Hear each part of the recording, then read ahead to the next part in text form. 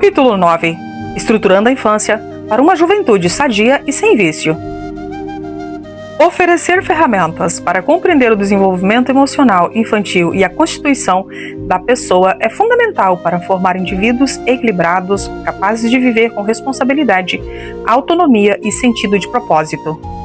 A infância não é apenas uma fase biológica do crescimento, mas um período decisivo na formação da identidade, da consciência moral, da estabilidade emocional e da capacidade de amar e conviver. A psicanálise, a neurociência e a psicologia do desenvolvimento convergem ao afirmar que a criança se constrói a partir das relações que estabelece com seus cuidadores, com a linguagem que recebe, com os limites que lhe são apresentados e com o ambiente afetivo em que cresce. Não se trata apenas de ensinar conteúdos, mas de formar um sujeito. Estrutura familiar e limites. A criança prospera quando existe estrutura familiar, presença emocional dos pais e limites claros. Limites não são formas de repreensão, mas instrumentos de organização interna. A ausência de referência, autoridade e direção gera insegurança psíquica, dificultando o aprendizado, o autocontrole e o desenvolvimento da responsabilidade. Quando a família falha em oferecer estrutura, a escola passa a carregar um peso que não lhe pertence, tentando educar onde deveria apenas instruir. A criança que cresce sem limites tende a se sentir perdida, ansiosa e impulsiva, pois não encontra no adulto o contingente necessário para organizar suas emoções. A Bíblia já ensinava esse princípio há milênios. Instrui o menino no caminho em que deve andar, e até quando envelhecer, não se desviará dele. Provérbios 22:6.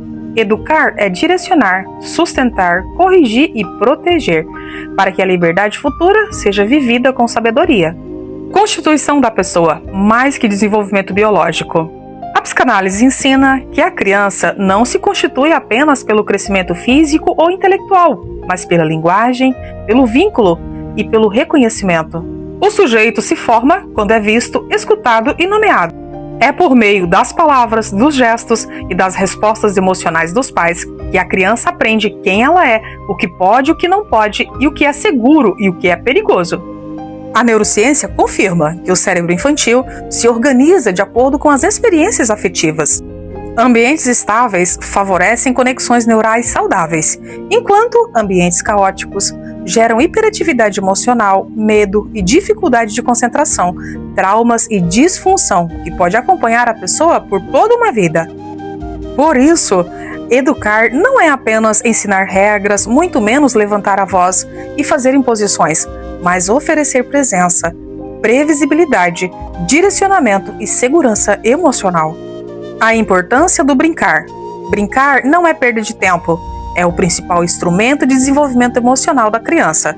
Na clínica psicanalítica, o brincar é a linguagem da infância. A criança expressa no jogo seus medos, desejos, conflitos e fantasias, muitas vezes sem conseguir falar sobre eles.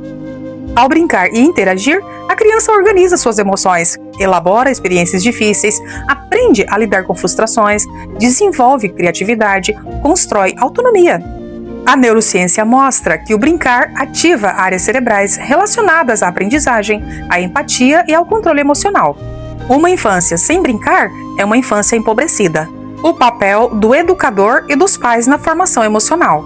A psicanálise ajuda pais e professores a compreenderem que o processo de aprendizagem não acontece apenas pela razão, mas também pela afetividade. Toda criança aprende melhor quando se sente aceita, compreendida e segura.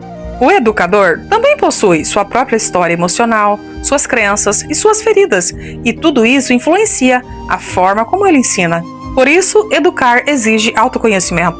Quando o adulto compreende sua própria subjetividade, consegue lidar melhor com a criança, evitando reações impulsivas, rejeições inconscientes e exigências desproporcionais. A relação afetiva, chamada na psicanálise de transferência, pode favorecer ou bloquear o aprendizado. Ensinar é, antes de tudo, se relacionar com muito amor. Conflitos, desejos e angústias na infância. Durante muito tempo, se acreditou que a criança era um ser puro, sem conflitos internos. Hoje sabemos que isso não corresponde à realidade. A criança sente ciúmes, medo, raiva, desejo, insegurança, tristeza e ansiedade. Negar esses sentimentos não os elimina, porque são leis naturais do ser, imutáveis e intransferíveis, e nos acompanha desde o ventre até a morte. A psicanálise mostra que o sofrimento emocional não reconhecido e elaborado pode aparecer mais tarde, como rebeldia, dificuldades escolares, ansiedade, dependência emocional, comportamento agressivo, falta de propósito, doenças psicossomáticas e, principalmente, vícios. Por isso, a criança deve ser orientada e também ouvida, compreendida e respeitada. Os 3 pilares do desenvolvimento saudável. Como terapeuta, considero que o desenvolvimento saudável de uma pessoa se sustenta em 3 pilares inseparáveis. 1. Vida espiritual. 2. Maturidade emocional. 3. Autonomia progressiva. Quando um desses pilares falha, a estrutura interna fica instável. A vida espiritual dá sentido. A maturidade emocional dá equilíbrio. A autonomia dá responsabilidade. Quando desde criança se aprende, desde cedo, a orar, a respeitar limites, a lidar com frustrações e assumir pequenas responsabilidades, cresce mais preparada para enfrentar a juventude e a adultidade. A Escritura confirma esse princípio. O temor do Senhor é o princípio da sabedoria. Provérbios 9:10. Espiritualidade não é imposição religiosa, mas consciência de que o ser humano não vive apenas de estímulo, mas de propósito. A influência do período pré-natal. A construção desses pilares começa muito antes do nascimento. A psicologia perinatal e a neurociência demonstram que o bebê percebe estímulos ainda no útero. Ele reage ao estado emocional da mãe, aos sons, à voz e ao ambiente afetivo ao redor. Estudos mostram que o estresse materno excessivo pode influenciar o desenvolvimento do sistema nervoso do bebê, enquanto ambientes de serenidade favorecem a regulação emocional futura. Curiosamente, isso confirma observações feitas há mais de um século pela psicanálise, especialmente por Freud, que afirmava que a vida psíquica começa antes do nascimento. O bebê percebe estímulos sonoros intrauterinos, reage ao estado emocional materno e é influenciado pelo ambiente afetivo. Cantar, conversar, expressar a serenidade favorecem o vínculo precoce e favorece a regulação do sistema emocional da criança, de modo que, na juventude ou adultidade, resistirá ao prazer imediato. A Bíblia já revelava o valor da vida intrauterina. Tu formastes o meu interior, tu me tecestes no ventre de minha mãe. Salmo 139:13.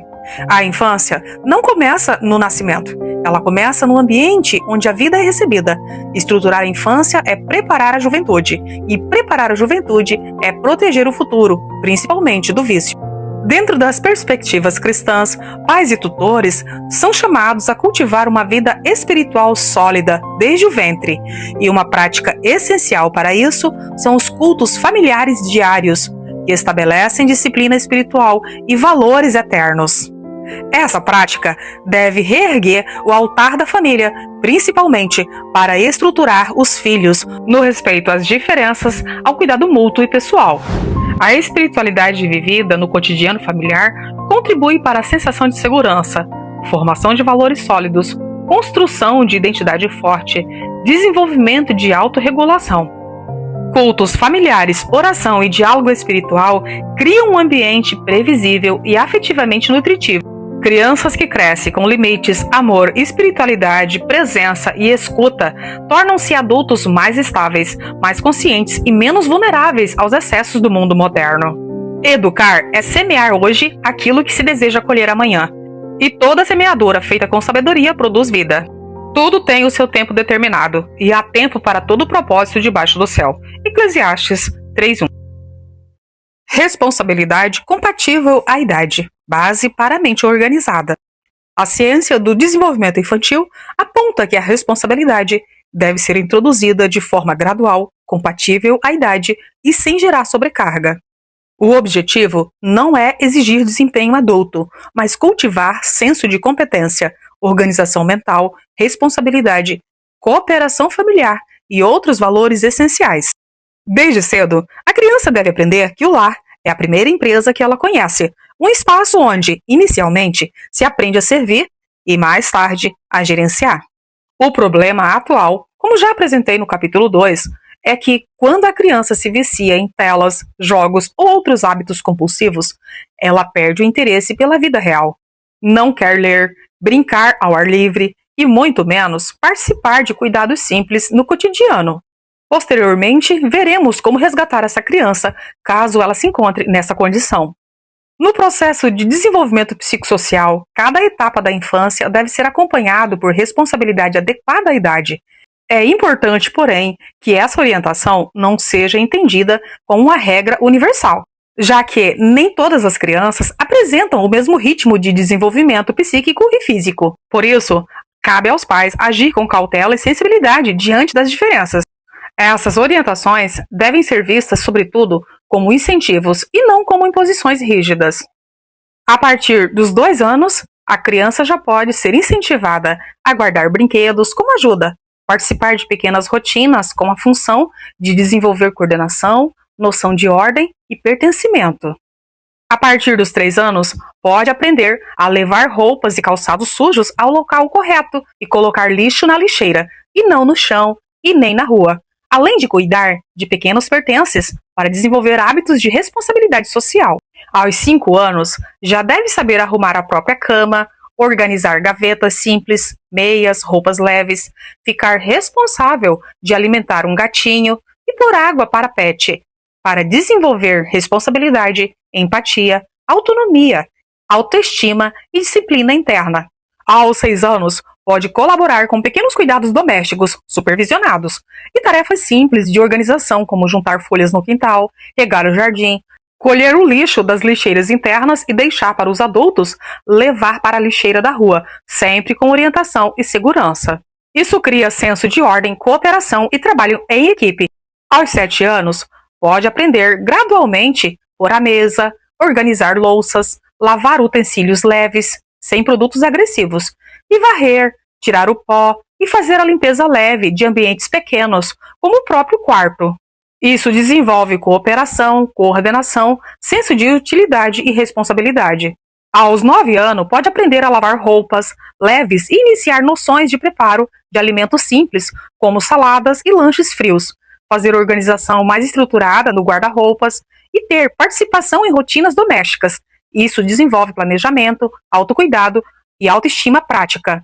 Aos 10 anos, pode aprender tarefas culinárias básicas, exemplo, um ovo cozido, fazer pipoca, tapioca e outros preparos simples. E participar de oficina de culinária, participar de organização de espaços, maior responsabilidade pessoal, sempre com supervisão e segurança. Aos 11 anos, pode colaborar em preparar uma refeição simples completa, como de jejum com tapiocas, chá, suco e frutas, e organização doméstica mais ampla. Desenvolve cooperação, organização, responsabilidade, empatia, confiança, gestão, pertencimento e habilidades de autocuidado para com a saúde e a vida. Aos 12 anos, já deve desenvolver responsabilidade com higiene pessoal e do ambiente, participação educativa na organização do lar, noções de educação financeira, introdução saudável à vida financeira para compreender gastos e ganhos, aprender planejamento e desenvolver consciência de valor e limites. Isso desenvolve responsabilidade, visão de futuro, administração, planejamento, metas de negócio e muito mais.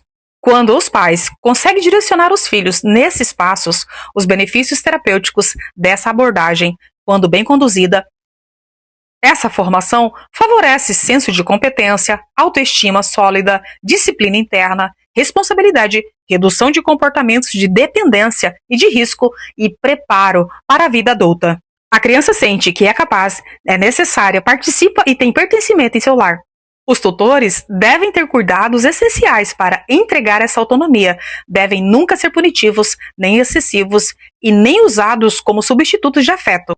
Pelo contrário, precisam ser sempre acompanhados de encorajamento, direcionamento compatível com a idade, seguros e sem exposição a riscos físicos ou químicos. Lembremos que o maior mestre de ensino foi Jesus. Mesmo diante de homens, ele primeiro fazia, enquanto seus discípulos apenas observavam. Depois os convidava a praticar o que havia visto. Esse modelo de ensino é o melhor exemplo a ser seguido como base para formar crianças e jovens bem-sucedidos em todos os aspectos da vida.